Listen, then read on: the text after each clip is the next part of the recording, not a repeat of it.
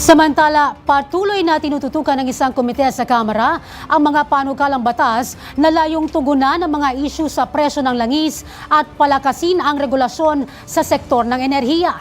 Si Sofia Potenciano para sa 13 sa tanghali live. Sofia?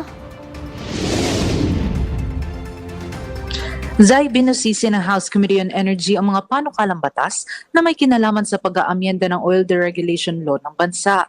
Sa ginanap na pagdinig ng House Committee on Energy, inaprobahan na ang dalawang substitute bills na nagbibigay pahintulot sa mga hindi nabayarang interest, penalties at surcharges ng Lanao del Sur Electric Cooperative at Maguindanao Electric Cooperative sa Power Sector Assets and Liabilities Management Corporation o SALM. Tinalakay din ang mga panukalang batas na nakatuon sa pag-amyenda ng Republic Act No. 8479 o ang Downstream Oil Industry Deregulation Act. Kabilang na dyan ang dalawang panukalang batas na layon i-repeal ang Downstream Oil Industry Deregulation Act of 1998.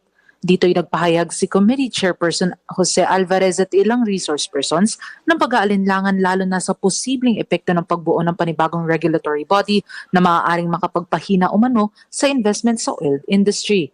Samantala, suportado naman ng mga mambabatas at resource persons ang House Bill 4301 na isinusulong ni Deputy Speaker Christine Singson Mihan na naglalayong i-amyenda ang Downstream Oil Industry Deregulation Act of 1998. Bukod dito, tinalakay din ng komite ang House Bill 1634 o ang panukalang naglalayong protektahan ang mga consumer laban sa arbitrary price increases ng liquefied petroleum gas o LPG.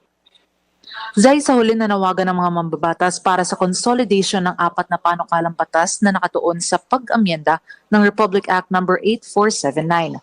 Mula dito sa Kamara para sa Totoong Balita sa Bagong Pilipinas, Sofia Potenciano, 13 sa tanghali ng Congress TV.